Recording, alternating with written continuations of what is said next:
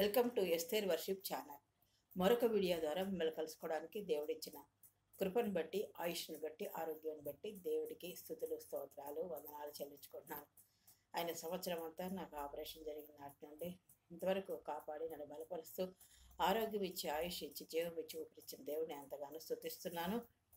మీరందరూ నన్ను ప్రోత్సాహపరుస్తూ బలపరుస్తున్నందుకు వందనాలు. మీ అందరూ కూడా విశ్వాసంలో ప్రతి ఒక్క ఆశీర్వాదం దేవుని వల్ల పొందుకుంటూ దేవునిలో ఉండి ఆనందిస్తున్నారని మీ గురించి ప్రార్థన చేస్తూ నేను ఆనందిస్తున్నాను. మొన్నటి దినం వీడియో మనం చూసుకున్నాము ఏంటంటే ఉపవాస దినాల గురించి చూసుకుంటున్నాము. మోషే ఉపవాసం చూసుకున్నాము, శామ్యూల్ ఉపవాసం చూసుకున్నాము, డేవిడ్ ఉపవాసం చూసుకున్నాం. డేవిడ్ ఎలాంటి పరిస్థితుల్లో ఉపవాసం చేశాడు. అయితే ముగింపులో అది కంక్లూజన్ చేయకపోవడానికి టెక్నికల్గా ప్రాబ్లం వచ్చింది. అది కంక్లూడ్ చేసుకుంటూ మరి ఈరోజు ఎలైజా కూడా ప్రార్థన చేసినట్టుగా క్లుప్తంగా చూసుకుందాం. చిన్న ప్రార్థన చేసుకుందాం. అత్యంత మహాపరిశుద్ధులను, ప్రేమబడి, కృపాబడి, దయాబడిన ప్రభువా, మీ అభిరంజి పాదంలోకి లెక్కలేని స్తుతులు, స్తోత్రాలు, వందనాలు చెల్లించుకుంటూ నాయన ఈరోజు నా తండ్రి ప్రభువా ఎలీజా చేసిన ఉపవాస ప్రార్థనలు జ్ఞాపకం చేసుకుంటూ మీలో నా ప్రభావం మేము ఎలాగా ఇంకా ముందుకు సాగిపోవాలో మీ సన్నిధిలో మాకు నేర్పించి మహిపదమని యేసునాను బట్టి నైనా ఈ వాక్యాలు వివరించడానికి నాకు జ్ఞానం శక్తి సరిపోదు. నీ ఆత్మ నడిపింపు దయచేసి మాతో మాట్లాడి మిమ్మల్ని బలపరిచి విశ్వాస జీవితంలో కొనసాగింపు చేయమని మీ ప్రియకుమారుడు పరక్షకుడైన యేసుక్రీస్తు వారి పుణ్య పాదాలను పట్టుకుని అతి మిక్కులైన కేడుకు వచ్చి మాం తండ్రి ఆమేన్. దావీదు ప్రార్థన చేసినప్పుడు నరహత్య చేశాడు. ఊరియా భార్యని బత్షెబా భర్తని ఊరియాని చంపించినట్టుగా మనం చూసాము. దానివల్ల దేవుడు ముందే చెప్పాడు, అలా పుట్టిన బిడ్డని నేను బతకడు, చనిపోతాడని.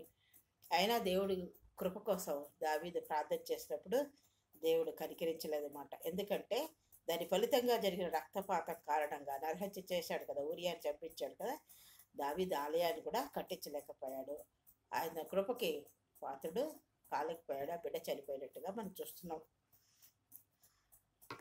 మరి ఈరోజు ఎలైజా ఉపవాసం చూసుకుందాం. దానికి ముందుగా చిన్న పాట పాడుకుందాం. ఎవరు లేని సమయంలో, మన కష్టాల్లో, పరిస్థితుల్లో మన దేవుని వైపే ఆధారపడి ఉన్నప్పుడు ఎలీజా కూడా అలాగే ఆధారపడ్డాడు. దేవుడు ఎంతగానో ఎలైజాని ఆశీర్వదించినట్టుగా మనం చూస్తున్నాం. ఏలియా, ఇంగ్లీష్లో ఎలైజా అంటారు, ఏలియా. నా ప్రాణ ప్రియుడవు నీవే, నా ప్రాణనాథుడ నీవే, నా ప్రాణ ప్రియుడవు నీవే, నా ప్రాణనాథుడ నీవే. ఎవ్వరు లేరు నాకిలలో, నీవే నాకు సర్వము. ఎవ్వరు లేరు నాకిలలో, నా దేవా నా ప్రభువా యేసు, నా దేవా నా ప్రభువా యేసు.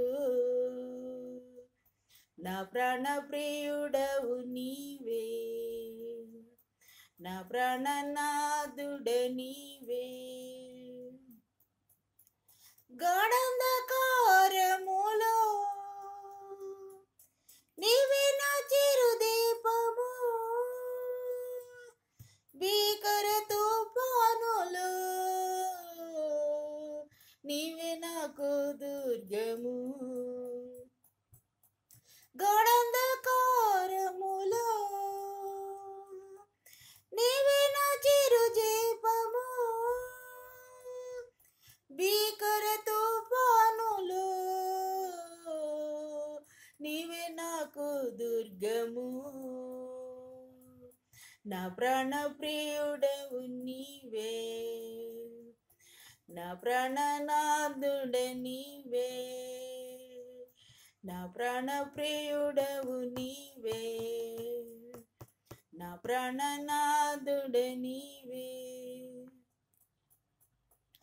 చీకు చింతలలో కృంగి నేనుండగా, నా చింతకు చేరి నా చింతలు బాపితివే. చీకు చింతలలో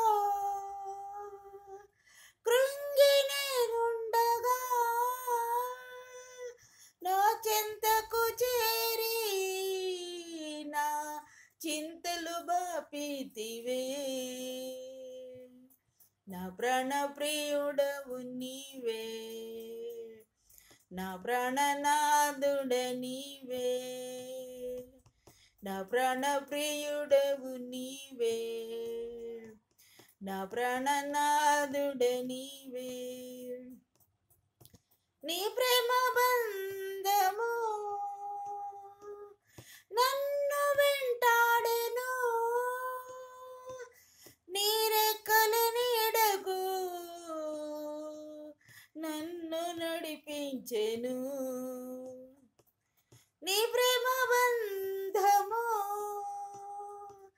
నన్ను వెంటాడెను, నీ రెక్కల నీడకు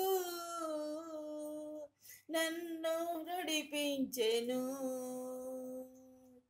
నా ప్రాణ ప్రియుడవు నీవే, నా ప్రాణనాథుడ నీవే. ఎవ్వరు లేరు నాకిలలో, నీవే నాకు సర్వము. ఎవ్వరు లేరు నాకిలలో, నా దేవా నా ప్రభువా యేసు, నా దేవా నా ప్రభువా యేసు. నా ప్రాణ ప్రియుడవు నీవే, నా ప్రాణనాథుడ నీవే, నా ప్రాణ ప్రియుడవు నీవే, నా ప్రాణనాథుడ నీవే. అలాగే ఎలీజా ఒంటరిగా అరణ్యంలోకి వెళ్ళిపోయి 40 దినాలు దేవుని సన్నిధిలో గడిపినట్టుగా మనం చూస్తాం అన్నమాట. మొదటి రాజులు 19వ అధ్యాయం చూసుకుంటే ఏలియా ప్రవక్తలను అంతకుముందు ఎన్నో కార్యాలు చేశాడు. ఆహాబు, యెజెబెలు అతని యొక్క కార్యాలను బట్టి అతను ఖడ్గం చేత అనేక మందిని ప్రవక్తలను, అంటే చాలా దేవుని గురించి ఎన్నో ఇతర దేవతలు మా దేవుడు గొప్ప, మా దేవుడు గొప్ప అంటే ఎలీజా ఒక గొప్ప కార్యము, అనేక కార్యాలు చేసినట్టుగా మనం చూస్తాం. అందుకుని అవన్నీ చూసి ప్రవక్తలు చంపించాడని, ఖడ్గం చేత హతము చేశాడని, ఇవన్నీ యెజెబెలు ఆహాబు వాళ్ళ మనసులో పెట్టుకుని మొదటి 2 వచనాలు 19 అధ్యాయం అంతా చూసుకుంటే, అసలు 1 నుంచి 8 వచనాలు చూసుకుంటే మీకు బాగా అర్థమవుతుంది. మీరు చదువుకొని ఇంకా అర్థం చేసుకోవాలని కోరుతున్నాను. ఎలీజా ఉపవాసం 40 రోజుల గురించే చెప్తున్నాను అన్నమాట. అతను అప్పుడు ఏం చేశాడు, తన ప్రాణాలకి అలా చేసినందువల్ల యెజెబెలు పగబట్టింది, కక్ష కట్టింది. ఎవరి మీద? ఏలియా మీద. అతనికి ఒక దూత చేత వర్తమానం పంపించింది.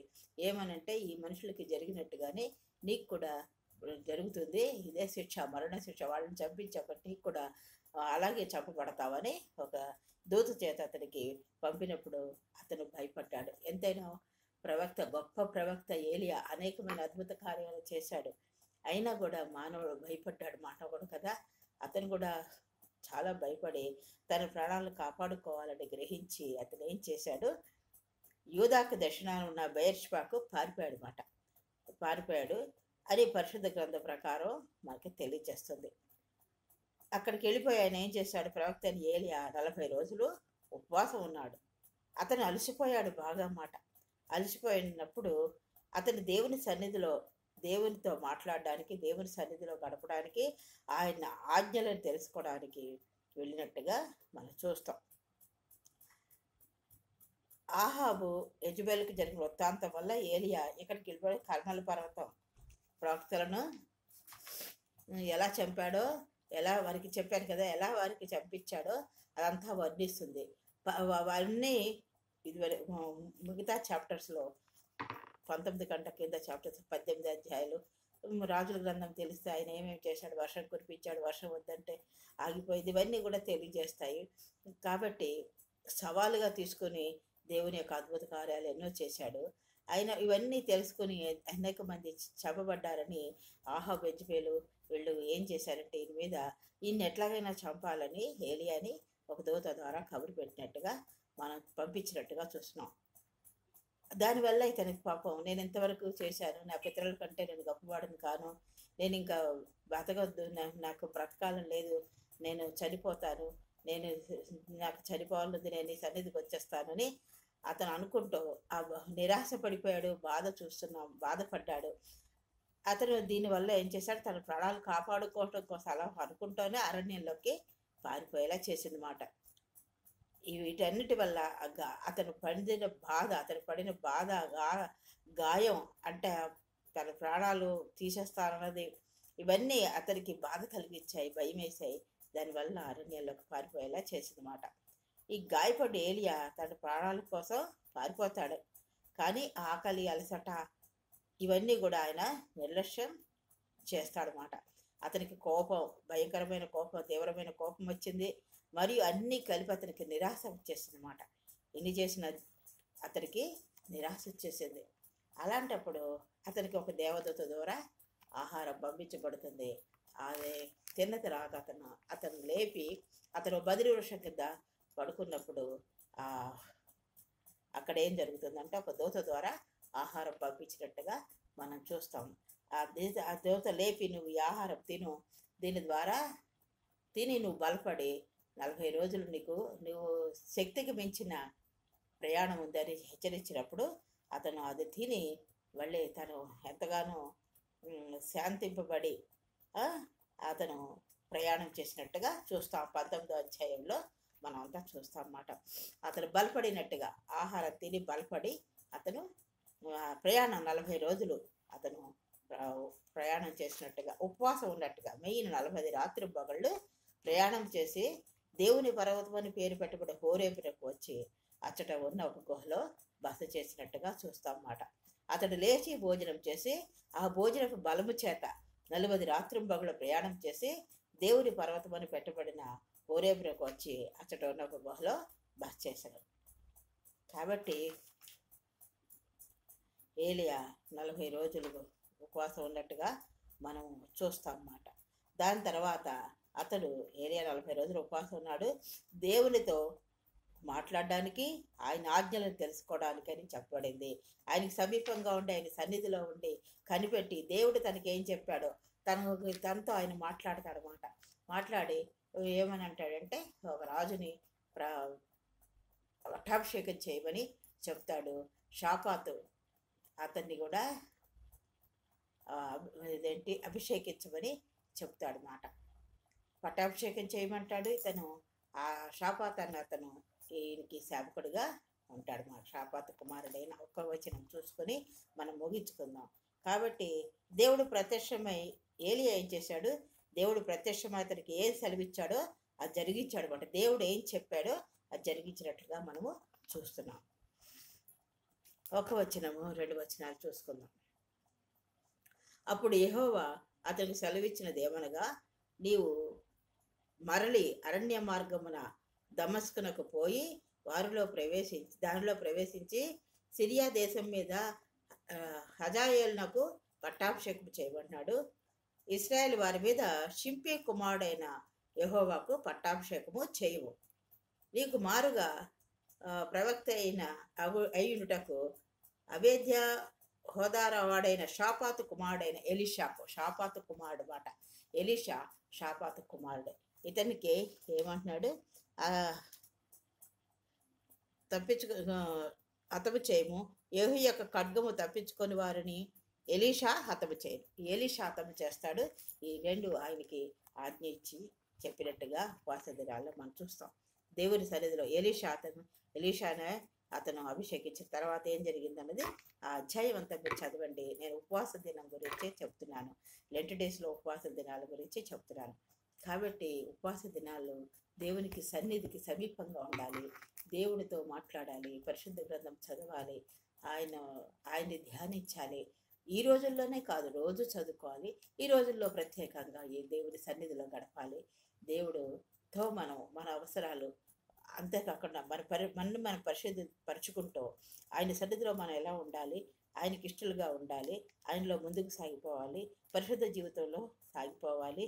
మనం ఆయన సన్నిధిలో ఆనందిస్తూ ముందుకు సాగిపోవాలి, ఆత్మీయంగా బలపడాలని మనం ప్రార్థన చేసుకుంటాం. మన అవసరాల కోసం మనకి ఏమేమి అవసరాలు ఉన్నాయో, ఏ కఠిన సమస్యలు ఉన్నాయో అవన్నీ కూడా దేవుని సన్నిధిలో విన్నవించి మొరపెట్టుకుని మనం ప్రార్థన చేసుకున్నప్పుడు దేవుడు గొప్ప కార్యాలు చేస్తాడు. దేవుడు మిమ్మల్ని అందరినీ దీవించుగాక, ఈ వాక్యం దీవించుగాక.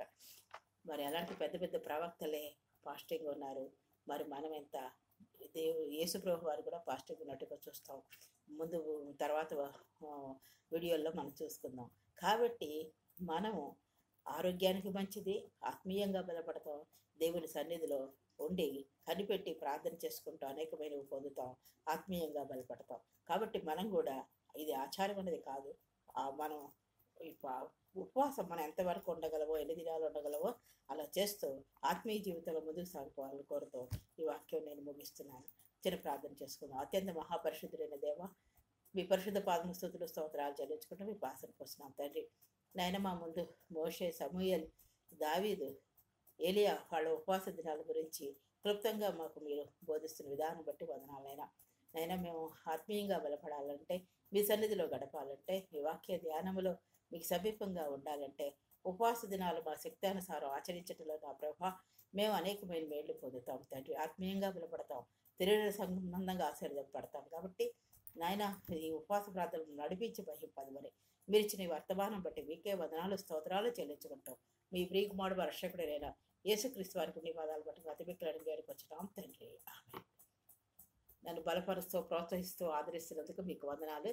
నన్ను ఇంకనూ బలపరచాలని, ఆశీర్వదించాలని, నా గురించి ప్రార్థన చేయాలని కోరుతూ వాక్యాన్ని ముగిస్తున్నాను. దేవుడు మిమ్మల్ని అందరినీ దీవించుగాక. ఆమేన్.